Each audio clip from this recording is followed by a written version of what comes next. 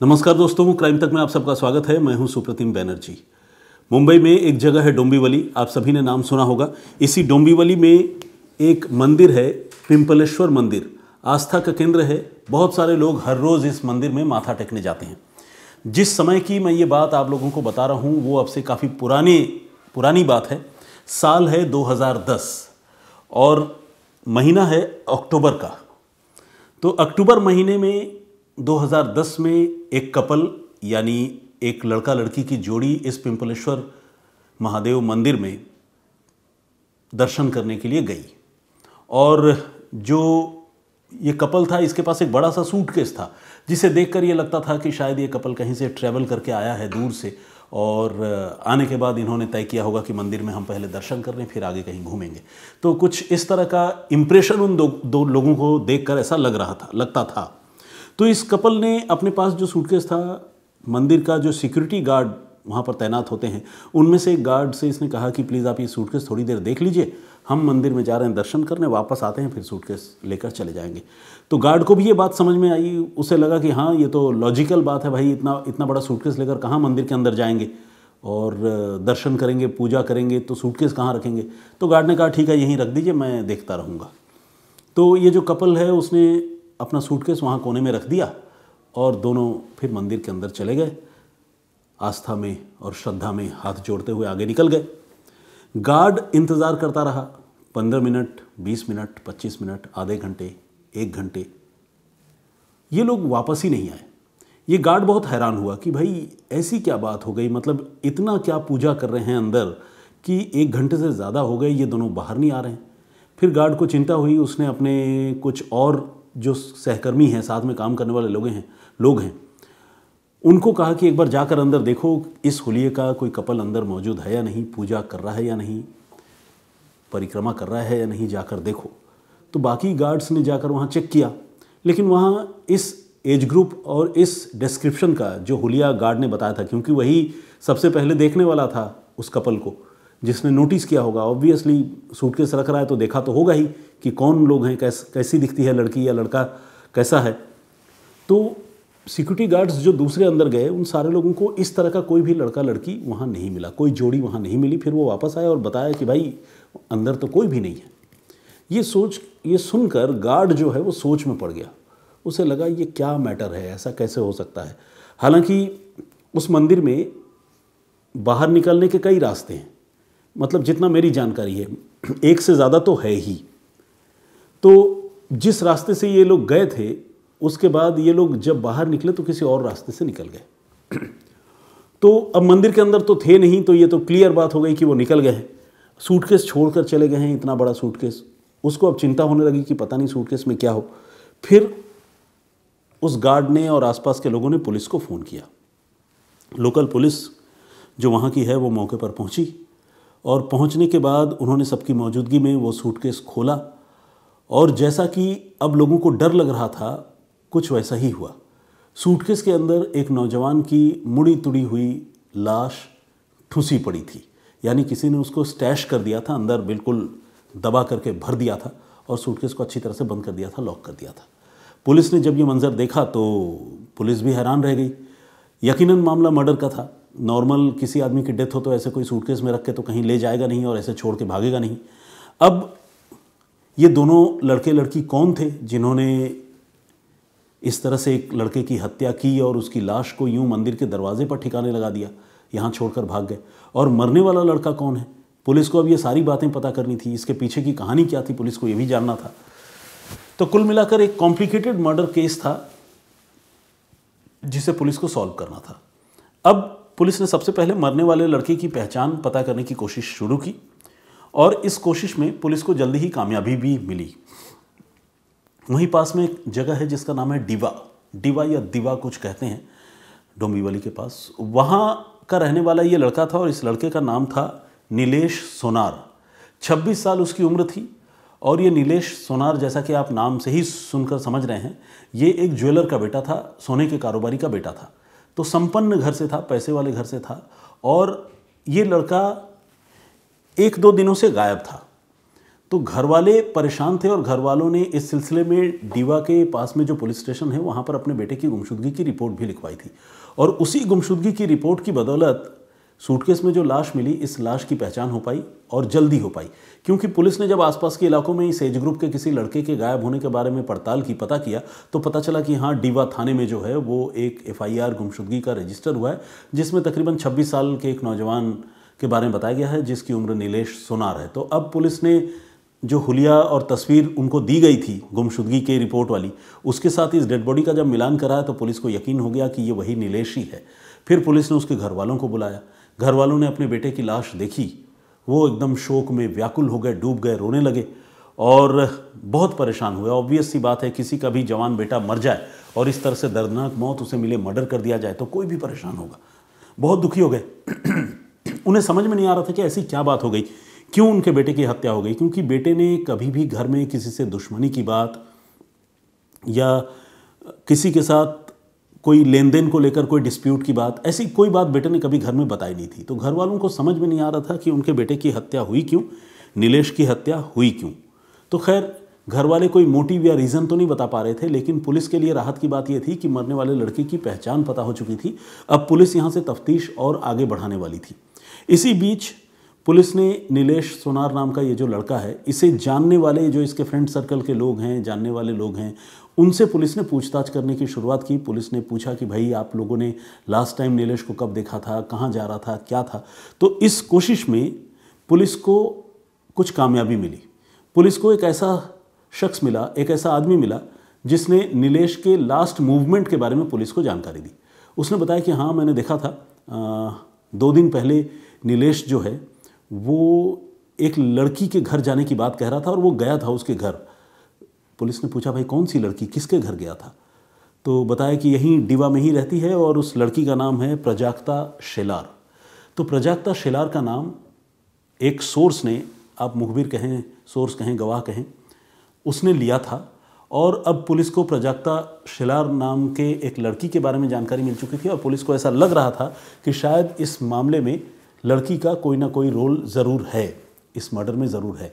उसके पीछे एक बहुत ऑब्वियस सी वजह यह भी थी कि मंदिर के दरवाजे पर जो सूटकेस छोड़ा गया था, वो सूटकेस छोड़ने वाला कोई अकेला लड़का या मेल मेंबर नहीं था, बल्कि एक कपल था। और वो कपल था मतलब एक लड़की भी थी। तो कहीं ये लड़की प्राजक्ता शेलार तो नहीं थी। अब पुलिस के दिमाग में ये भी बात आ रही थी। लेकिन ये प्राजक्ता शेलार कौन है, कहाँ रहती है, उससे पूछताछ करना सबसे पहले ज़रूरी था। पुलिस ने प्राजक्ता के बारे में जानकारी जुटाई, उसके घर का पता किया और जहाँ पर वो रहती थी पुलिस वहाँ पर पहुँची। बेसिकली उसी डीवा इलाके में ये लड़की अपने एक दोस्त के साथ, अपने एक पार्टनर के साथ लिव इन में रहती थी और ये मूल रूप से रहने वाली थी मुंबई के घाटकोपर की, लेकिन डीवा इलाके में अपने एक पार्टनर के साथ लिव इन में रहती थी। लेकिन जब पुलिस उसके उस लिव इन वाले घर में पहुंची तो पुलिस को वहां जाकर जो है झटका लगा। झटका ये लगा कि घर में ताला लटक रहा था, न तो प्राजक्ता थी, न उसका पार्टनर था, कोई भी नहीं था। पूछताछ करने पर पता चला कि ये लोग तो कहीं बाहर गए हैं। अब कहाँ गए हैं ये पता नहीं चल पा रहा था। इस बीच पुलिस ने लड़की के घर वालों के बारे में जानकारी जुटाई और जब लड़की के घर वालों के बारे में जानकारी जुटाई तो लड़की के घर वालों को ऑब्वियसली प्राजक्ता के बारे में एग्जैक्ट तो नहीं पता था कि कहाँ है, क्योंकि वो तो लिव इन में रहती थी, दूसरी जगह रहती थी।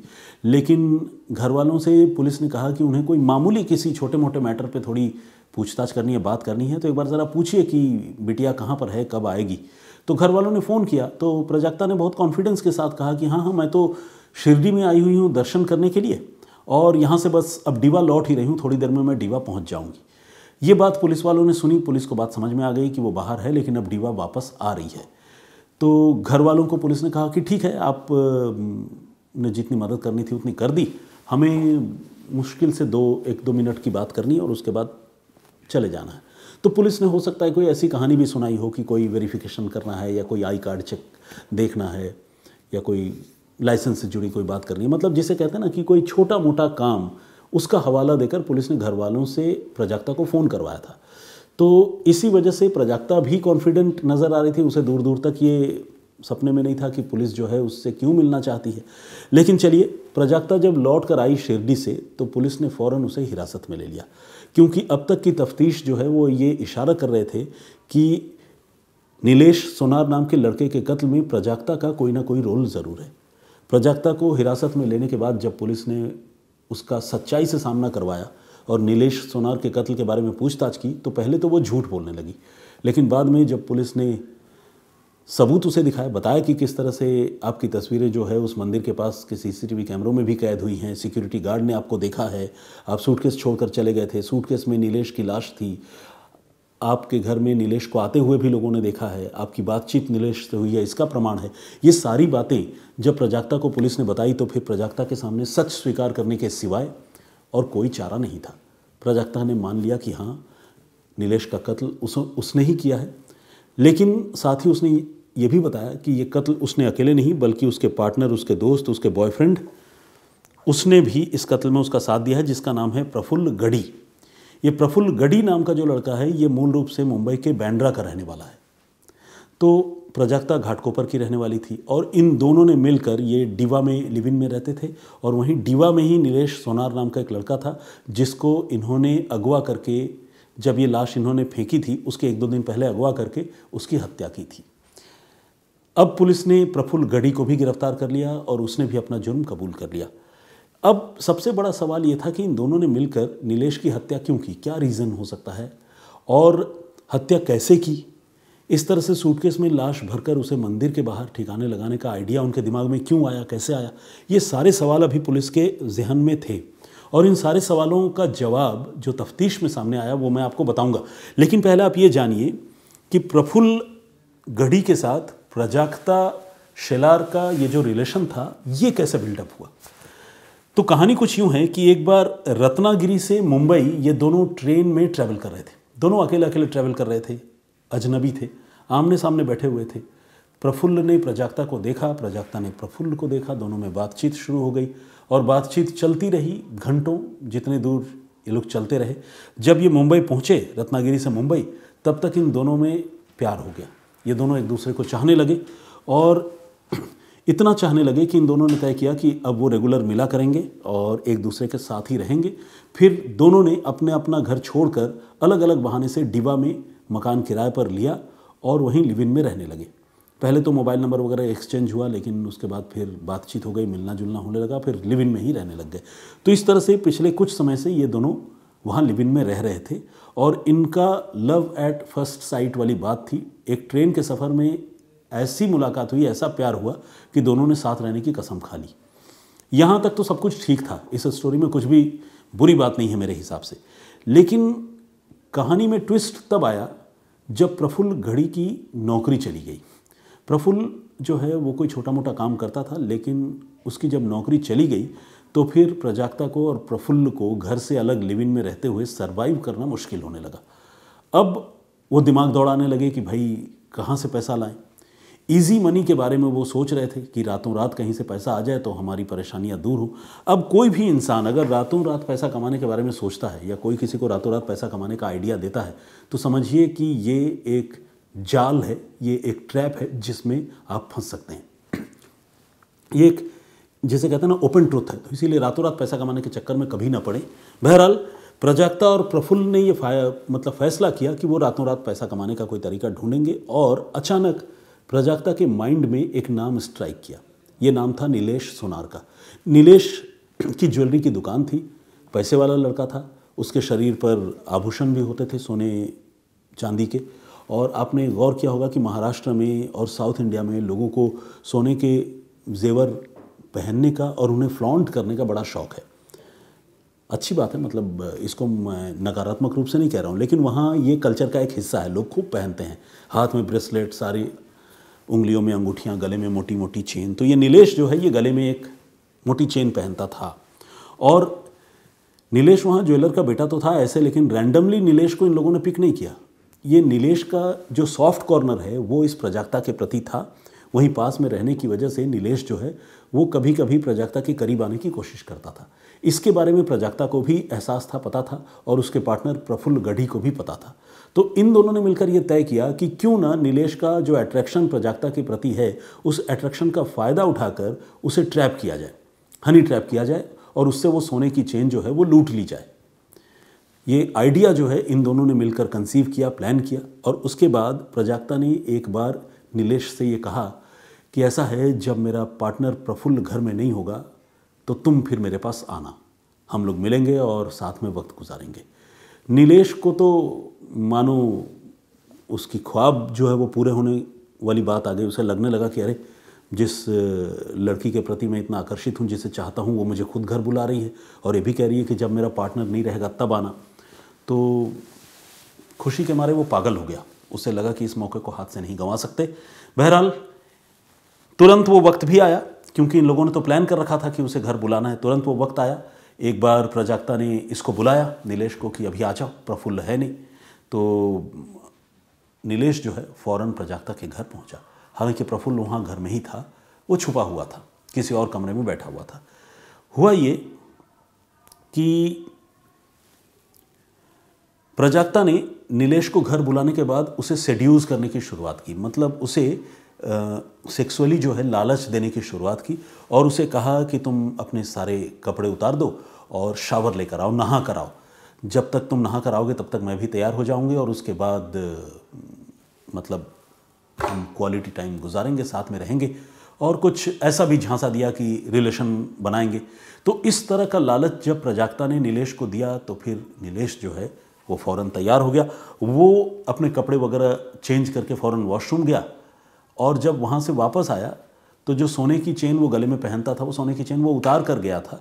लेकिन जब वो वापस आया तो उसने देखा कि उसके गले की जो सोने की चेन है, उसकी जगह पर बिल्कुल आइडेंटिकल एक दूसरे चेन रखी हुई है जो कि नकली है।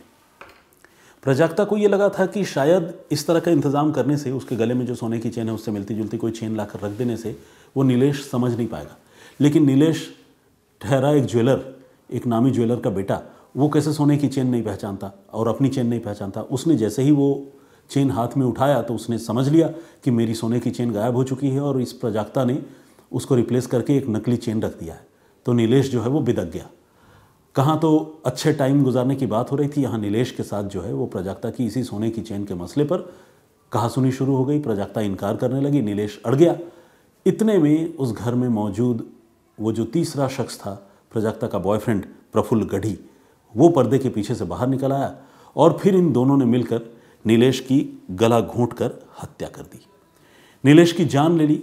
और चूंकि नीलेश जो है वो प्राजक्ता के प्रति आकर्षित था और उससे बात करने, उसके पास आने की कोशिश करता था, तो एक नफ़रत या वेंजेंस जो है वो प्रफुल्ल गढ़ी के दिमाग में भी था। कत्ल करने के बाद प्रफुल्ल गढ़ी ने नीलेश के प्राइवेट पार्ट को बाकायदा जलाने की कोशिश की। और ऐसा एज अ क्राइम रिपोर्टर मैंने कई बार ये देखा है कि जहाँ पर कोई अपराध ऐसा हो जिसके पीछे कोई ना कोई रिलेशनशिप वाली बात हो या सेक्सुअल क्राइम वाली बात हो, वहाँ पर हमने देखा है कि लोग गुस्से में आकर प्राइवेट पार्ट को डैमेज करते हैं।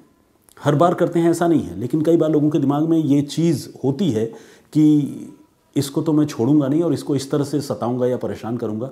तो एक नफ़रत वाला भाव जो है वो बहुत ज़्यादा प्रफुल्ल के मन में था, और प्रफुल्ल ने इसी वजह से नीलेश की हत्या करने के बाद उसके प्राइवेट पार्ट को जलाने की भी कोशिश की। लेकिन सिर्फ प्राइवेट पार्ट जलाने से डेड बॉडी तो गायब नहीं हो सकती ना। अब उनको डेड बॉडी को ठिकाने लगाना था। सोने की चेन ऑलरेडी नीलेश की उनके हाथ लग चुकी थी। उन्होंने नीलेश के सोने की चेन कहीं जाकर बेची, पैसे लिए, सूटकेस खरीदा बड़ा सा, और उसमें नीलेश की लाश भर ली। उसी के सोने की चेन से पैसे खर्च करके सूटकेस खरीदा, और सूटकेस में जो है वो लाश भर ली, और भरने के बाद सूटकेस लेकर वो निकल पड़े। उनका इरादा था कहीं ले जाकर इसको ठिकाने लगाएंगे, लेकिन जब मंदिर के पास पहुंचे तो उन्हें लगा कि क्यों ना मंदिर के गार्ड को ही ये सूटकेस दे दिया जाए, इधर से एंटर करते हैं, उधर से निकल जाएंगे बाहर। एग्जैक्टली उसी आइडिया पर काम करते हुए उन्होंने मंदिर के गार्ड को वो सूटकेस बड़ा सा थमाया, कहा कि देखिए हम आगे दर्शन करके आ रहे हैं। लेकिन दर्शन करके आना तो था नहीं, वो वहाँ से मंदिर के दूसरे गेट से निकल गए, फरार हो गए। लेकिन इसके बाद कैसे कैसे इस सूटकेस में रखी लाश का पता चला, कैसे नीलेश की पहचान हुई, कैसे पुलिस ने उसका खुलासा किया इस पूरे केस का, वो इस कहानी में अब आप पूरी तरह से सुन चुके हैं, समझ चुके हैं।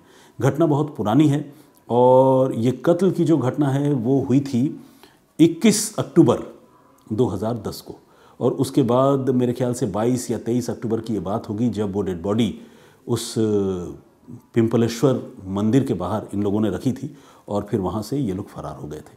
तो ये थी पूरी कहानी। इस पूरी कहानी पर आपका नज़रिया क्या है, आप क्या सोचते हैं, प्लीज़ हमें कमेंट करके ज़रूर बताइएगा। मैंने आप लोगों को कल एक स्टोरी सुनाई थी जिसमें मैंने आपको बताया था कि एक कॉम्प्लिकेटेड केस को, जिसमें एक बच्चे को गायब कर दिया गया था, उस केस को पुलिस ने कुछ पुराने मेट्रो और बस के टिकट्स के सहारे सॉल्व कर लिया। कैसे पुलिस ने सॉल्व किया उस केस को, वो अगर आप जानना सुनना चाहते हैं तो क्राइम तक के प्लेलिस्ट में जाकर आप उस स्टोरी को सुन सकते हैं। आइए कुछ कमेंट्स जो उस स्टोरी पर आप लोगों ने किए हैं मैं रैंडमली पढ़ने की कोशिश करता हूं और आप लोगों के कुछ सवालों का भी जवाब देता हूं। जगदीश चंडीगढ़ जी हैं, गुजरात से, रेगुलर कमेंट करते हैं, बहुत बहुत स्वागत आपका। इन्होंने आज भी कमेंट किया है। 3J4 हाय के नाम से एक आईडी है, ये संजय हैं बेसिकली मेलबर्न से, और इन्होंने लिखा है आउटस्टैंडिंग स्टोरी टेलिंग, कुछ और भी बातें लिखी हैं। Thank you very much. केवल कृष्ण जी ने सत श्रीकाल लिखा है, मेरी ओर से भी आपको सत श्रीकाल केवल कृष्ण जी। अंसारी प्लस के नाम से एक आईडी है, इन्होंने ये लिखा है, अशफाक अंसारी हैं, इन्होंने ये लिखा है कि सफदरजंग अस्पताल के अंदर जाने के लिए गेट पास की ज़रूरत पड़ती है। गेट पास उसे किसने दिया, क्योंकि जो मरीज़ वहाँ एडमिट है वही गेट पास बनवा सकता है। तो भाई ये तो फेक ही कर रहे थे ना। ये जो महिला थी ये तो अपने आप को एडमिट ही दिखा रही थी, घर वालों को बताया था कि मैं एडमिट होने जा रही हूँ। तो हो सकता है कि अपनी प्रेगनेंसी के बहाने से वो एडमिट होने जा रही हूँ बोलकर गेट पास किसी तरह से मैनेज कर ली होगी, अंदर गई होगी, उसका अंदर टिक गई होगी, इलाज न करवाया होगा, या कोई और इलाज करवाई होगी कि भाई देख लीजिए पेट में दर्द हो रहा है। सिक्योरिटी गार्ड लास्ट विंडो तक तो नहीं जाएगा कि कौन सा इलाज करा रहा है, एडमिट हो रही है नहीं हो रही है। तो कुल मिलाकर पूरे सिस्टम में कहीं ना कहीं कोई ना कोई झोल या लूप होल ज़रूर होता है। और फिर आपको पता है हमारी सोसाइटी में करप्शन भी बहुत ज़्यादा है, तो हो सकता है कहीं और किसी तरीके से अरेंज कर लिया हो। एनीवे, भैया राम भवपाल के नाम से एक आईडी है, ये भीव जी देवपाल दसानिया है राजस्थान से, इन्होंने कमेंट किया है, तो बहुत बहुत स्वागत आपका।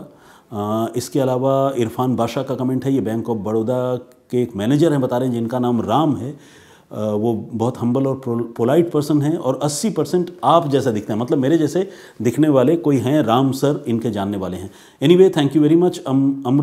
अमृति जी के नाम से या अमृत IG के नाम से एक आईडी है, उन्होंने भी कमेंट किया है। मुन्ना लाल बनसेठ ने कमेंट किया है, नाइस स्टोरी लिखा है। प्रकाश HP साहब हैं, गुरप्रीत सिंह, इस्माइल बाशु और स्वाति पंडित ने भी कमेंट किया। इन्होंने कहा है कि स्टोरी के लिए वेट करती रहती हूँ। सुजाता जी हैं कनाडा से, इन्होंने लिखा है कि very positive story telling. Sujata from Toronto, bracket में इन्होंने लिखा है कि हम मिल चुके हैं। बिल्कुल सुजाता जी, मुझे याद है आप हमारे दफ्तर आई थी और तब आपसे मेरी मुलाकात हुई थी, शमसर से भी आपकी मुलाकात हुई थी।